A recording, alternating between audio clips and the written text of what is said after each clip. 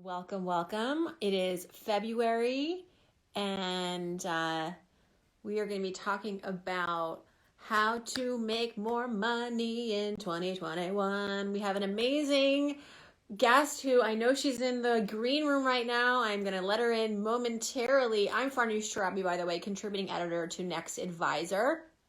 And very excited to bring on the IG live show of February, Jannese Torres-Rodriguez, who's going to talk all about how to make more money this year, side hustles, and her own journey of becoming sort of an accidental entrepreneur. So without further ado, let me bring her on, and I'm going to go live very shortly.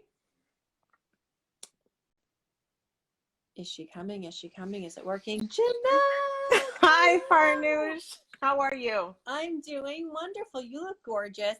I need a filter. Hold on. I just learned you could do this. Look at that. That is fantastic. It's a little distracting. Maybe I'll change it at some point. Keeps it interesting. Yes. How are you doing today? I'm fantastic. How are you? Where are you calling in from, by the way? Where are you geographically? I'm in Clearwater, Florida, so Tampa Bay area. We're just getting off the Super Bowl celebration. The high's starting to get calm again. It's starting to feel like normal again. I'm gonna lie. I'm not gonna lie. I'm jealous. We have every morning I wake up to another inch of snow here in New Jersey. I don't know what's going on. That's what I've heard. I left in 2018, and I can't say that I regret it too much. Yeah. Well, let's talk about. This is the first time we're connecting. Although I'm familiar with your work, I'm so excited to have you here and sharing the spotlight with you. So, I understand that in your work right now, which is empowering the Latinx community to become financially empowered, your own personal story of how you arrived here as someone who is sharing and teaching through example was by accident. Yeah. Right? Yeah. So what Yeah. happened?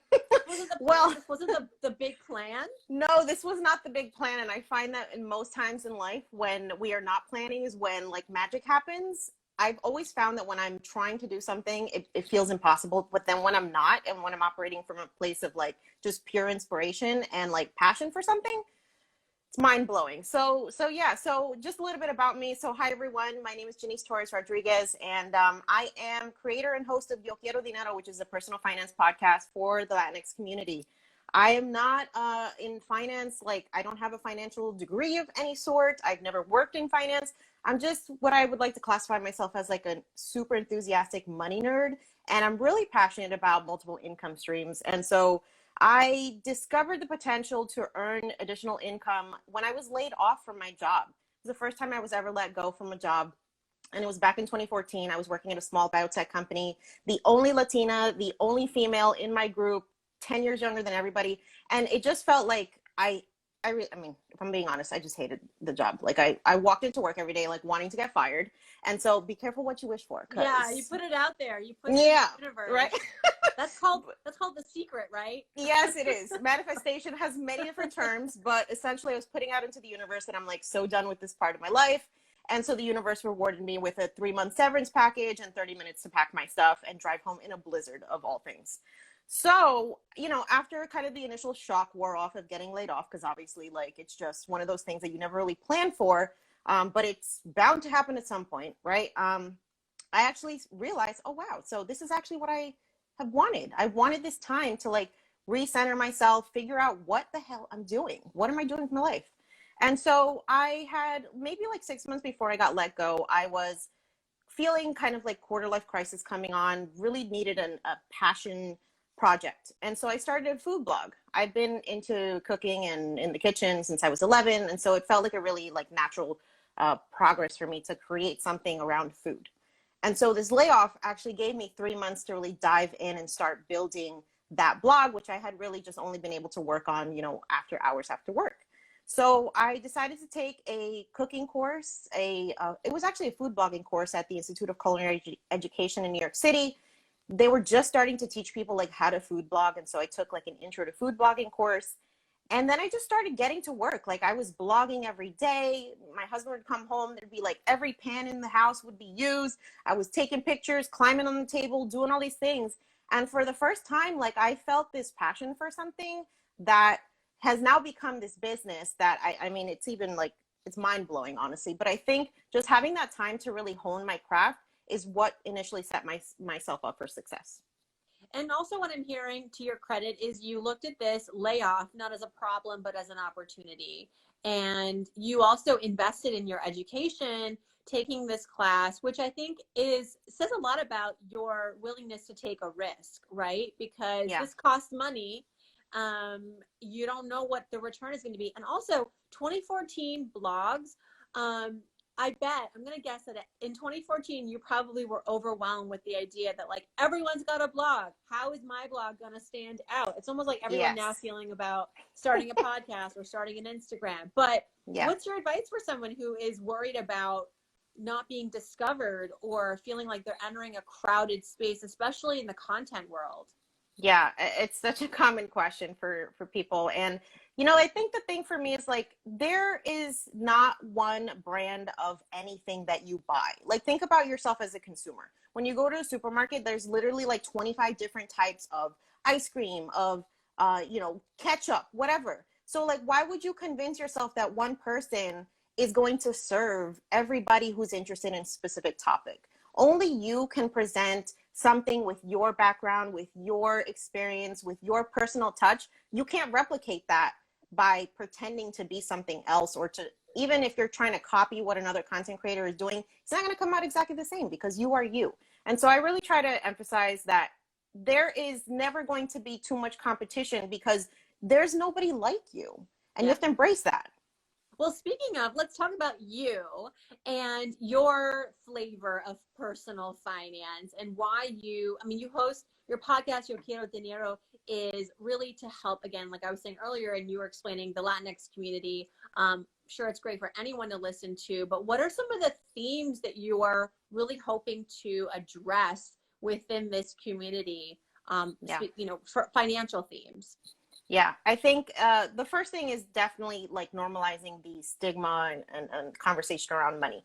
There's a lot of baggage when it comes to the Black and Brown community. When you were talking about money, it's not really something we're taught about. And so a lot of us come into adulthood, start earning money, and really just have no idea like how to operate with this stuff in a way that is going to allow us to build wealth and kind of change the financial trajectories of our families. I think for me, especially as a millennial, I feel like we're a part of the first generation of people who is like has this limitless access to all this information about financial literacy that previously it was kind of like if you didn't know somebody or you didn't have a professional that you were working with, you didn't even know where to get this information. So I think we have that to our benefit, but at the same time it can almost feel like there's so much information now that like what do we actually listen to? And so I have found that repeatedly the common themes that I'm hearing is like, I want to hear more people who look like you, who are Latina, who are women of color that are talking about this, because you guys have a unique perspective with regards to cultural nuance, with regards to the family pressures and expectations, societal expectations, and all of that stuff really does play into like how we operate with money. So, that's just kind of what I'm trying to do with the podcast, is really providing a safe space where people can feel recognized and like financial information is for them too. I love that. That's so important. And you're right. There is like this sort of abundance of content, which can, again, as a consumer, you can feel like, where do I even begin? But if you're looking very specifically for Latinx advice on money, it's a growing field. There's no abundance there. There's still a lot to grow. Yeah, I would agree. Okay, let's talk about opportunities for our community right now, side hustles. I think about the last recession where I got laid off and started hustling and doing all these the gigs. There was an infrastructure that was kind of developed in the last recession where there were all these websites like Uber and TaskRabbit and Airbnb, right? They all launched in 2008, 2009, that allowed this gig economy to really go to the next level. Right now, do you think there are a lot of the same opportunities, or are there new ways to make extra money on the side? I mean, it's kind of weird that we're all at home too. We can't easily go and maybe we don't want to go drive Uber for obvious reasons. So what's your advice? Yeah, so when I talk about side hustles, I'm really not into like these gig economy type of things because I feel like, yeah, they're great to make a quick buck, but it's not something that you're passionate about. Like, unless you really get joy out of delivering groceries on time, like, there is more to life, right? It's like getting In the paid for, snow in New Jersey, I got some delivery today. I felt so bad for her. I tipped her. right? Yeah. Like, I'm a big believer in like finding what you're passionate about and then finding a way to monetize it. And so that's something that I help my clients figure out.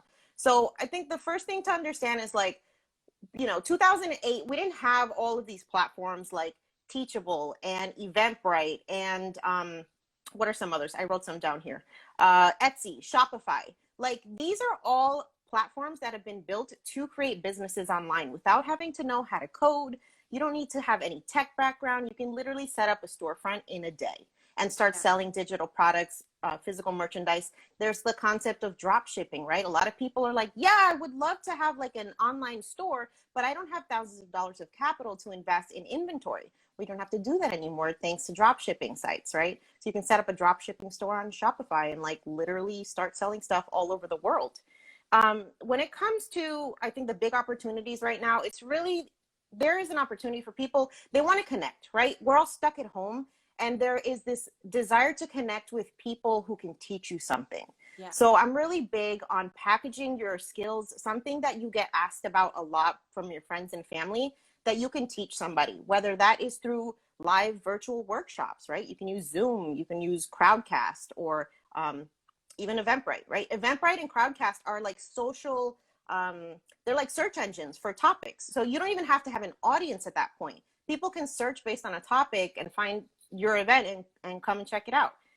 So you can do that, right? You can do digital courses. Those are super big, and there's a lot of platforms out there that you can package your knowledge in a digital course and teach people what you know.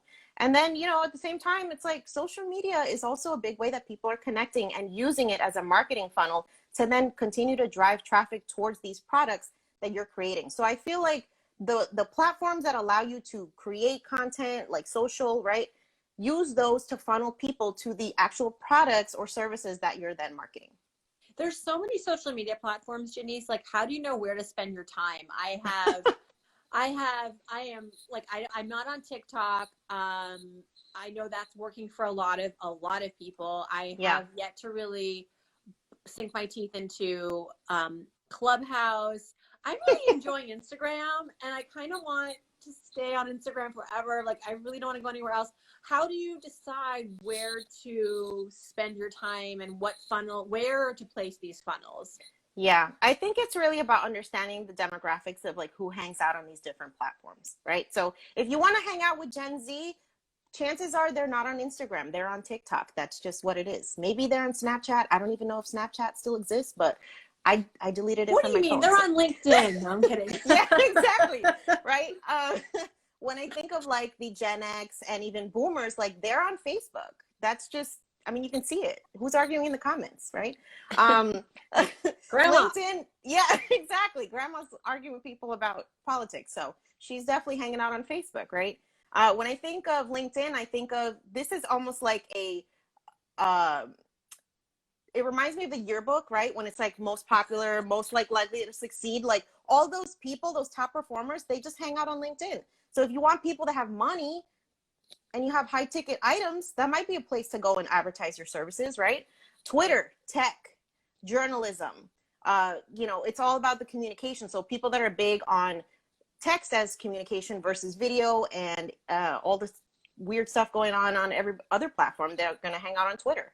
And then obviously millennials and Instagram, we're inseparable. So I think it's just a little bit of digging into the demographics of your audience. Who you're trying to target will lead you to where is the appropriate place to hang out on social. I just tell people, like, don't do all the things, because that is just going to lead to burnout. And it's about, right, figuring out what's working and just keep doing that. Yeah. That's what I try to tell myself, at least. It gives me confidence.